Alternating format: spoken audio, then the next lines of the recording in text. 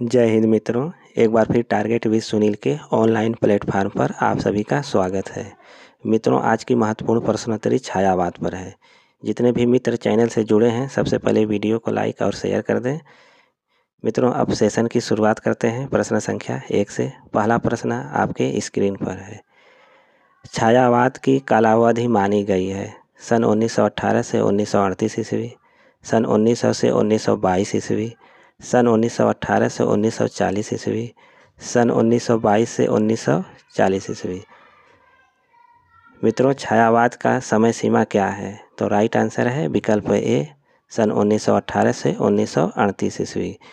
यह समय डॉक्टर नगेंद्र के अनुसार माना गया है। प्रश्न 2, किस कवि की रचनाओं में छायावाद का पूर्वाभास मिलता है? रूपनारायण पांडे, मुकुटधर पांडे, लोचन प्रसाद पांडे या गोपाल शरण? आपको बताना है कि किसकी रचनाओं में छायावाद का पूर्वाभास मिलता है। तो राइट आंसर है मुकुटधर पांडे की रचनाओं में छायावाद का पूर्वाभास मिलता है। प्रश्न संख्या 3, केवल सूक्ष्मगत सौंदर्य सत्ता का राग कहकर छायावाद का किसने विरोध किया था? आचार्य शुक्ल, महादेवी वर्मा, अज्ञेय या डॉक्टर नगेंद्र ने? यह पीजीटी 2000 में पूछा गया प्रश्न है। केवल सूक्ष्मगत सौंदर्य सत्ता का राग कहकर छायावाद का किसने विरोध किया था? तो राइट आंसर है महादेवी वर्मा ने।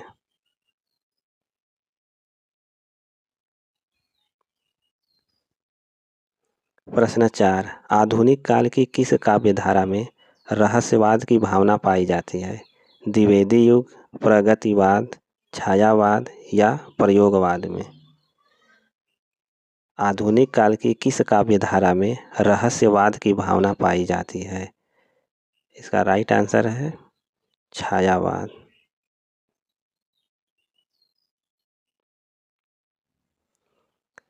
छायावाद को छायावाद नाम किसने दिया? प्रसाद, निराला, मुकुटधर पांडे या नामवर सिंह ने? छायावाद को छायावाद नाम किसने दिया? इसका राइट आंसर है मुकुटधर पांडे ने। प्रश्न संख्या 6, छायावाद शब्द का प्रयोग रहस्यवाद और पद्धति विशेष के रूप में किसने किया? आचार्य रामचंद्र शुक्ल, नंद दुलारे वाजपेयी, डॉक्टर नगेंद्र या महादेवी वर्मा ने? आपको बताना है कि किसने छायावाद शब्द का प्रयोग रहस्यवाद और पद्धति विशेष के रूप में किया। तो राइट आंसर है आचार्य रामचंद्र शुक्ल ने। प्रश्न संख्या 7, छायावाद को स्थूल के प्रति सूक्ष्म का विद्रोह किस आलोचक ने कहा? डॉक्टर नगेंद्र, रामविलास शर्मा, नंद दुलारे वाजपेयी, डॉक्टर देवराज? यह पीजीटी 2009 में आया हुआ प्रश्न है, जो आगामी परीक्षा के लिए भी महत्वपूर्ण है। छायावाद को स्थूल के प्रति सूक्ष्म का विद्रोह किसने कहा? तो राइट आंसर है डॉक्टर नगेंद्र ने कहा है।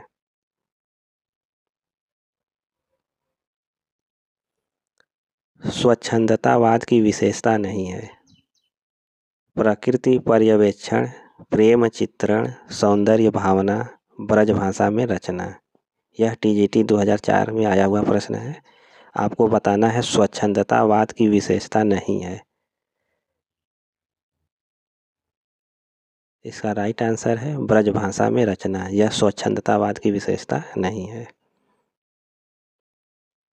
प्रश्न 9, आंसू किस प्रकार का काव्य है? मुक्तक काव्य संकलन, अतुकांत काव्य, प्रबंध काव्य, इनमें से कोई नहीं? आंसू काव्य किस प्रकार का काव्य है? यह मुक्तक काव्य संकलन है। प्रश्न 10, छायावाद में कायिक भावनाओं का पृष्ठ पेषण होने की बात किस आलोचक ने मानी? श्याम सुंदर दास, आचार्य शुक्ल, हजारी प्रसाद द्विवेदी या नामवर सिंह ने? प्रश्न संख्या 10 का राइट आंसर है आचार्य रामचंद्र शुक्ल। प्रश्न 11, चित्रात्मक भाषा एवं लाक्षणिक पदावली किस युग की विशेषता है? छायावाद युग, प्रगतिवाद, प्रयोगवाद, इनमें से कोई नहीं। यह पीजीटी 2009 में आया हुआ प्रश्न है।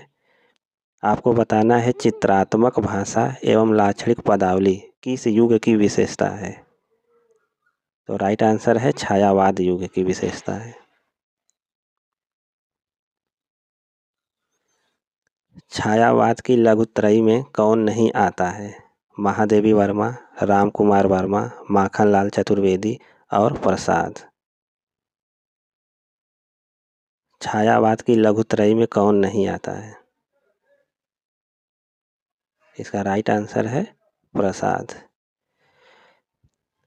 मित्रों, आप देखेंगे कि सरस्वती पांडे में लघुत्रयी के अंतर्गत महादेवी वर्मा, राम कुमार वर्मा और भगवती चरण वर्मा को दिया गया है।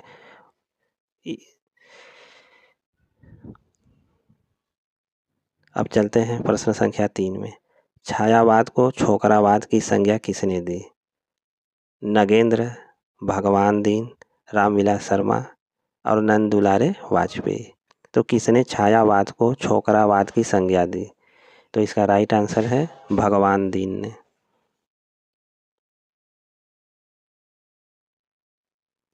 प्रश्न 14, झरना को छायावाद की प्रयोगशाला का प्रथम आविष्कार किसने कहा? नंद दुलारे वाजपेयी, पंत, रामविलास शर्मा, रमेश कुंतल मेघ। किसने छायावाद को प्रयोगशाला की प्रथम आविष्कार किसने कहा? इसका राइट आंसर है नंद दुलारे वाजपेयी।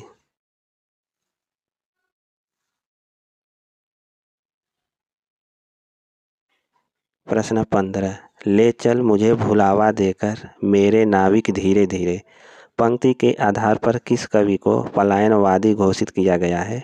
प्रसाद, सुमित्रा नंदन पंत, निराला या रामकुमार वर्मा को? प्रश्न संख्या 15 का राइट आंसर है प्रसाद। प्रश्न संख्या 16, छायावाद को शक्ति काव्य के रूप में किसने परिभाषित किया है? रामदरस मिश्र, रामस्वरूप चतुर्वेदी, नंद दुलारे वाजपेयी या धर्मवीर भारती। किसने छायावाद को शक्ति काव्य के रूप में परिभाषित किया है? तो राइट आंसर है रामस्वरूप चतुर्वेदी ने। प्रश्न संख्या 17, हिंदी की पहली छायावादी कविता मानी जाती है? जूही की कली, हेमंत, प्रभात, प्रथम रश्मि। छायावाद की हिंदी की पहली छायावादी कविता किसे मानी जाती है? तो राइट आंसर है प्रथम प्रभात को मानी जाती है, जो झरना में संकलित है। प्रश्न 18, छायावाद को विच्छित मोती की सी तरलता किसने कहा? पंत, निराला, प्रसाद या नंद दुलारे वाजपेयी ने? प्रश्न संख्या 18 का राइट आंसर है प्रसाद। प्रश्न 19, स्वच्छंदतावाद का प्रवर्तक आचार्य शुक्ल ने किसे माना है? श्रीधर पाठक, लोचन प्रसाद पांडे, मुकुटधर पांडे, रूपनारायण पांडे को? स्वच्छंदतावाद का प्रवर्तक शुक्ल ने किसे माना है? तो राइट आंसर है श्रीधर पाठक को माना है।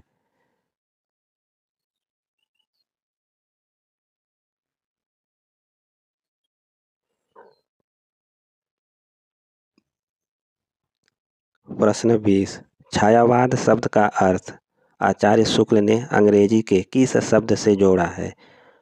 रोमांटिसिज्म, फैंटामेस्टा, शैडो या इमेज से? छायावाद शब्द का अर्थ शुक्ल ने अंग्रेजी के किस शब्द से जोड़ा है? तो राइट आंसर है फैंटामेस्टा से। प्रश्न 21, छायावाद की प्रवृत्ति नहीं है? प्रणयानुभूति की प्रधानता, सौंदर्यनिष्ठ चेतना, दलितों का समर्थन व उत्थान, कर्मवाद। आपको बताना है कि छायावाद की प्रवृत्ति नहीं है, तो राइट आंसर है विकल्प ग, दलितों का समर्थन व उत्थान। यह छायावाद की प्रवृत्ति नहीं है। प्रश्न 22, छायावाद को सांस्कृतिक नवजागरण से संबद्ध किसने माना? डॉक्टर नगेंद्र, रामचंद्र शुक्ल, आचार्य नंदुलारे वाजपेयी या पंत? छायावाद को सांस्कृतिक नवजागरण से किसने संबद्ध माना है? इसका राइट आंसर है आचार्य नंदुलारे वाजपेयी ने। प्रश्न संख्या 23, छायावाद की मूल चेतना किस शब्द समूह से अधिक व्यक्त होती है? यह नेट जून 2002 और 1996 में आया हुआ प्रश्न है। प्रकृति का मानवीकरण, स्वानुभूति का साधन, सौंदर्य का संधान, अव्यक्त सत्ता का प्रत्यक्षीकरण। छायावाद की मूल चेतना किस शब्द समूह से अधिक व्यक्त होती है? तो राइट आंसर है प्रकृति का मानवीकरण से।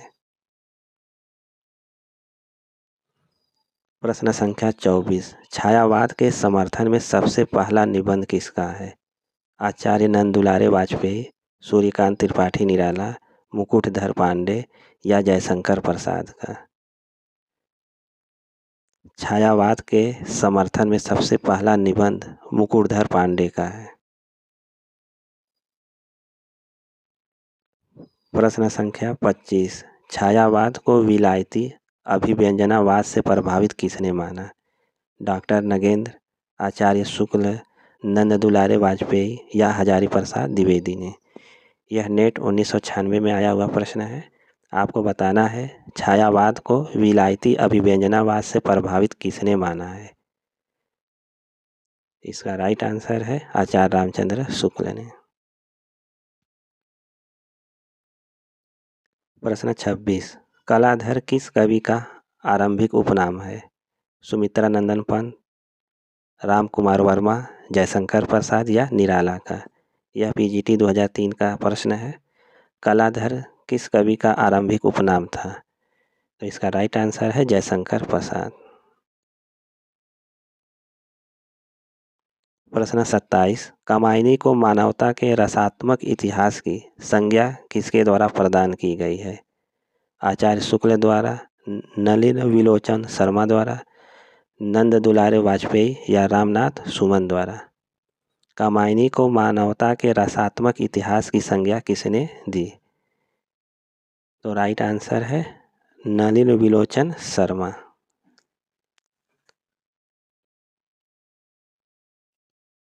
प्रश्न 28, जयशंकर प्रसाद की किस कृति को ब्रज भाषा से खड़ी बोली में रूपांतरित कर दिया गया? यह पीजीटी 2003 का प्रश्न है। प्रेम पथिक, कानन कुसुम, झरना या आंसू को?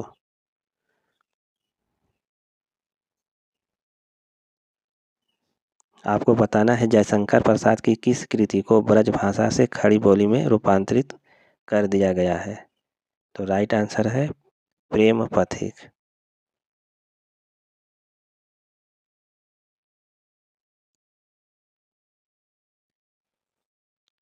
प्रश्न 29, छायावाद में वक्रता का वैभव मिलता है। प्रसाद के काव्य में निम्नलिखित में से किसका उत्कर्ष मिलता है? अभिव्यंजना, विदग्धता, चारुता या चमत्कार का? यह पीजीटी 2000 में आया हुआ प्रश्न है। आपको बताना है प्रश्न संख्या 29 का राइट आंसर है अभिव्यंजना।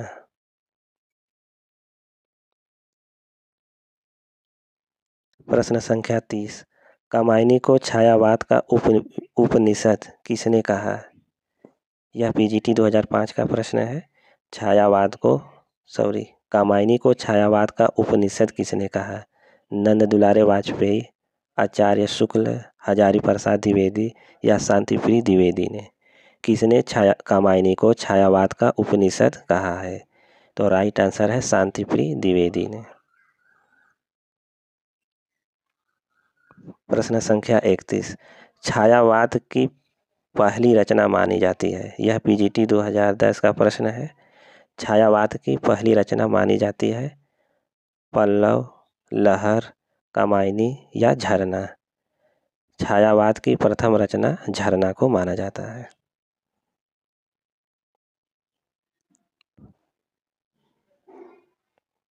प्रश्न संख्या 32। जल पलावन भारतीय इतिहास की ऐसी प्राचीन घटना है जिसको आधार बनाकर छायावादी युग में एक महाकाव्य लिखा गया, उसका नाम है। यह GIC PGT 2009 का प्रश्न है। लोकायतन, कुरुक्षेत्र, कामायनी या उर्वशी। प्रश्न संख्या 32 का राइट आंसर है कामायनी।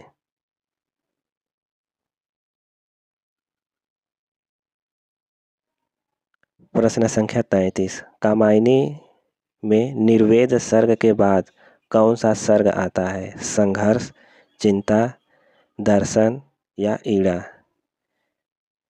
आपको बताना है कामायनी में निर्वेद के बाद कौन सा सर्ग आता है। तो राइट आंसर है दर्शन। कामायनी में कुल 15 सर्ग हैं।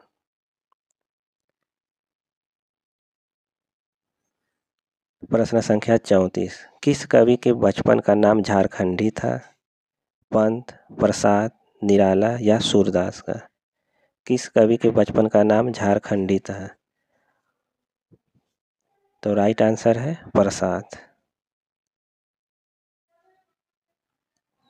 प्रश्न संख्या 35। शेर सिंह का शस्त्र समर्पण किस किस रचना में संकलित है? कामायनी, चित्राधार, लहर या गीतिका में। शेर सिंह का शस्त्र समर्पण किस रचना में संकलित है? इसका राइट आंसर है लहर। प्रश्न संख्या 36। इस करुणा कलित हृदय में अब विकल रागिनी बजती, क्यों हाहाकार स्वरों में वेदना असीम गरजती। इन पंक्तियों के रचनाकार हैं सुमित्रा नंदन पंत, महादेवी वर्मा, जयशंकर प्रसाद या निराला।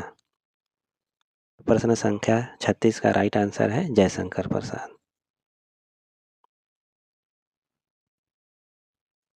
प्रश्न संख्या 37। नखत की आशा किरण समान, हृदय के कोमल कवि की कान। पंक्ति किसकी लिखी हुई है? जयशंकर प्रसाद, निराला, पंत या महादेवी वर्मा का। यह PGT GIC 2009 में आया हुआ प्रश्न है। प्रश्न संख्या 37 का राइट आंसर क्या होगा? इसका राइट आंसर है जयशंकर प्रसाद।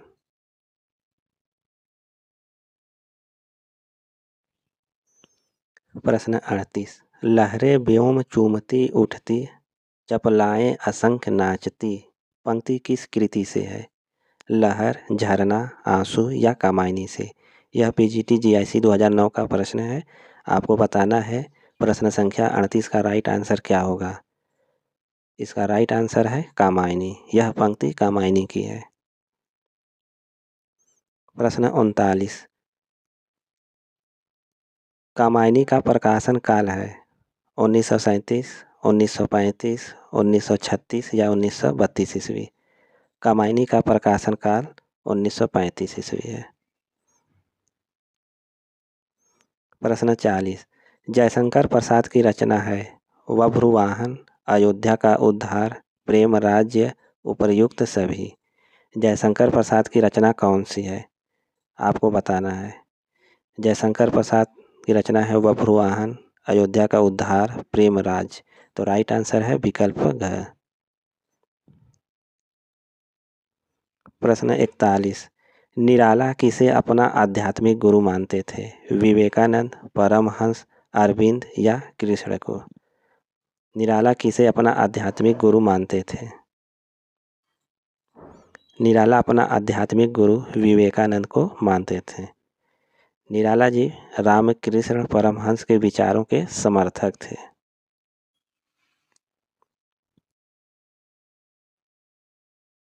प्रश्न संख्या 42। निराला की किस कविता को महाकाव्यात्मक रचना की संज्ञा दी गई है? तुलसीदास, राम की शक्ति पूजा, सरोज स्मृति, यमुना के प्रति। यह नेट जून 2002 में आया हुआ प्रश्न है। निराला की किस कविता को महाकाव्यात्मक रचना की संज्ञा दी गई है? तुलसीदास, राम की शक्ति पूजा, सरोज स्मृति या यमुना के प्रति को। इसका राइट आंसर है राम की शक्ति पूजा को।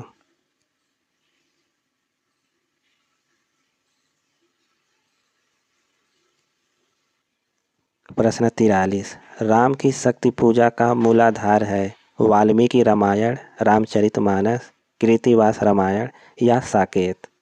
आपको बताना है कि राम की शक्ति पूजा का मूलाधार क्या है। राम की शक्ति पूजा का मूलाधार कृतिवास रामायण है। प्रश्न 44, निराला का प्रथम काव्य संग्रह कौन सा है। जूही की कली, अणिमा, बेला या अनामिका। आपको बताना है कि निराला का प्रथम काव्य संग्रह कौन सा है। प्रश्न संख्या 44 का राइट आंसर क्या होगा। निराला का प्रथम काव्य संग्रह अनामिका है। बादल राग के रचयिता हैं कामता प्रसाद, पंत, निराला या महादेवी वर्मा। यह टीजीटी 2010 में आया हुआ प्रश्न है। यह प्रश्न संख्या 45 वेरी इंपॉर्टेंट प्रश्न है। प्रसाद, पंत, निराला या महादेवी वर्मा। बादल राग के रचयिता कौन है। इसका राइट आंसर है निराला जी। प्रश्न 46, अनामिका काव्य किनके द्वारा रचित है। अज्ञेय, निराला, धूमिल या सुमन। यह टीजीटी 2010 का आया हुआ प्रश्न है जो आगामी परीक्षा के लिए भी वेरी इंपॉर्टेंट है।